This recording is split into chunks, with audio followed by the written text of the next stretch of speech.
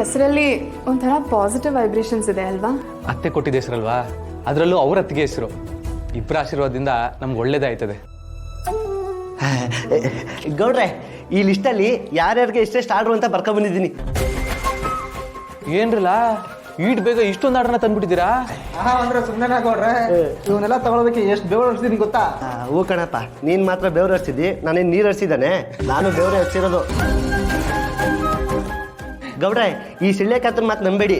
ನೋಡಿ ಗೌಡ್ರೆ, ನಾವು ಲಲಿತಾ ಪಿಕಲ್ಸ್ ಕಡೆಯಿಂದ ಬಂದು ಹೇಳುದೇ ತಡ, ಎರಡು ಒಬ್ಬೊಬ್ರಾಗ ಬಂದು ಆರ್ಡರ್ ಶುರು ಮಾಡ್ಬಿಟ್ರು. ಗೌಡ್ರೆ, ಇದಕ್ಕೆಲ್ಲ ಕಾರಣ ನೀವು ಅಷ್ಟು ಚೆನ್ನಾಗಿ ಮಾಡ್ತಾರೋ ರುಚಿ, ಅದಕ್ಕೆ ಇಷ್ಟೆಲ್ಲ ಆರ್ಡರ್ ಸಿಕ್ಕಿರೋದು. ನೋಡಿದ್ರೆ ಮೇಡಮ್ ಅವರೇ, ನೀವು ಮಾಡಿರೋ ಉಪ್ಪಿನಕಾಯಿ ಎಷ್ಟೊಂದು ಫೇಮಸ್ ಆಗ್ಬಿಟ್ಟೈತೆ ಅಂತ. ಇಷ್ಟೊಂದು ಆರ್ಡರ್ ನೋಡ್ತಿದ್ರೆ ನಂಗೆ ನಿಜವಾಗ್ಲೂ ತಲೆ ತಿರುಗ್ತಾ ಇದೆ. ಸಿದ್ದು ಅವರೇ, ನಾವು ಇಷ್ಟಕ್ಕೆ ತುಂಬ ಖುಷಿ ಪಡಬಾರ್ದು. ಎಲ್ಲ ಬಿಸ್ನೆಸ್ಸಿಗೂ ಸೀಸನ್ ಅಂತ ಇರುತ್ತೆ.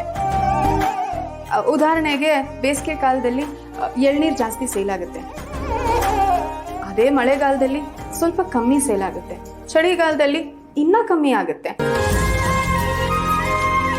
ಹಾಗೆ ಬೇಸಿಗೆಗಾಲದಲ್ಲಿ ಎಲ್ಲರಿಗೂ ಖಾರ ತಿನ್ಬೇಕು ಅಂತ ಅನ್ಸಲ್ಲ, ಆದರೆ ಗೃಹ ಪ್ರವೇಶ, ಮದುವೆ ಇಂಥ ಸೀಸನ್ ಬಂದಾಗ ಉಪ್ಪಿನಕಾಯಿ ತುಂಬ ಚೆನ್ನಾಗಿ ಸೇಲ್ ಆಗುತ್ತೆ.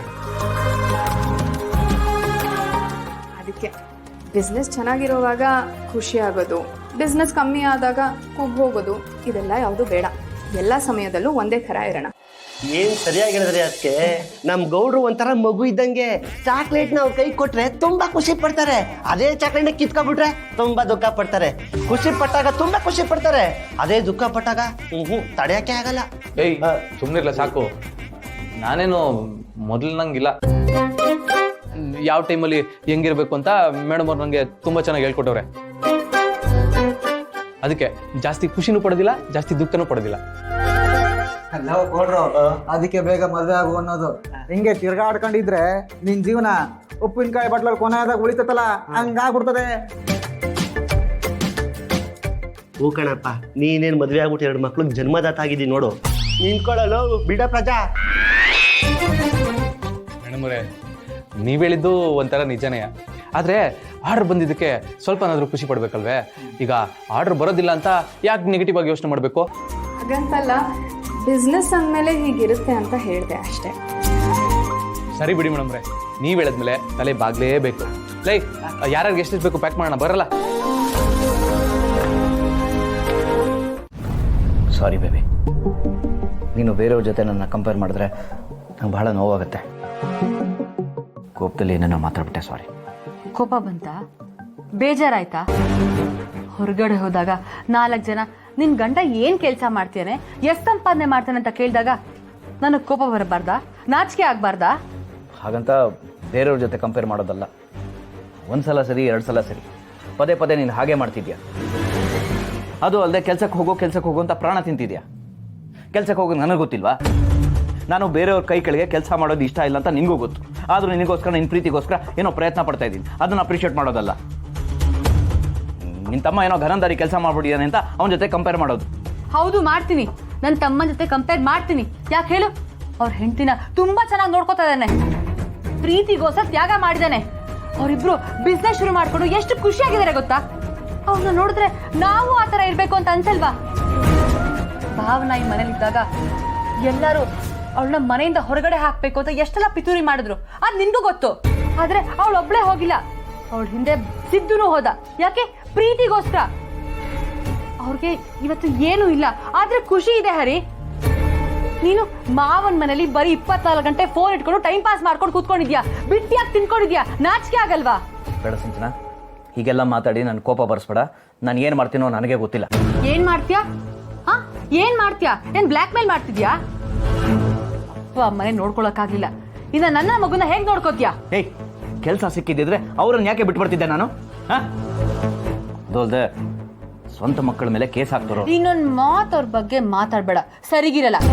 ಅವ್ರಾಗಿದ್ದಕ್ಕೆ ಸುಮ್ಮನೆ ಆಗಿದ್ದಾರೆ. ನಾನಿದ್ರೆ ಶಿಕ್ಷೆ ಅನುಭವಿಸಿ ಅಂತ ಬಿಡ್ತಾ ಇದ್ದೆ. ಅಮ್ಮನ್ ಬೆಲೆ ಗೊತ್ತಿಲ್ಲ. ಅವ್ರು ಯಾಕೆ ನಿನಗೆ ಮಾಡ್ಬೇಕು? ಜನ್ಮ ಕೊಟ್ಟಿಲ್ವಾ? ಓದ್ತಿಲ್ವಾ? ಬೆಳ್ಸಿಲ್ವಾ? ಅದಕ್ಕಿಂತ ಇನ್ನೇನ್ ಮಾಡ್ಬೇಕು?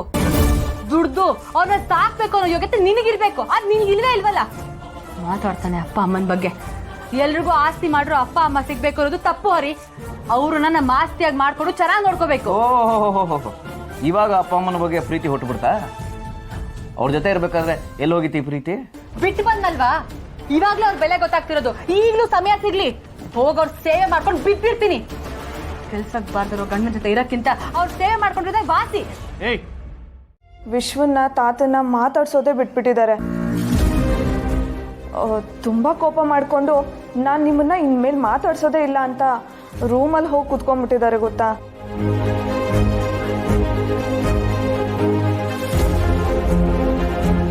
ವಿಶ್ವ, ಆದರೆ ಮಾವ ನಿಮ್ಮ ಜೊತೆ ಮಾತಾಡ್ತಿಲ್ಲ ಅಂದ ತಕ್ಷಣ ನೀವು ಸುಮ್ಮನೆ ಆಗ್ಬಿಡ್ಬೇಡಿ.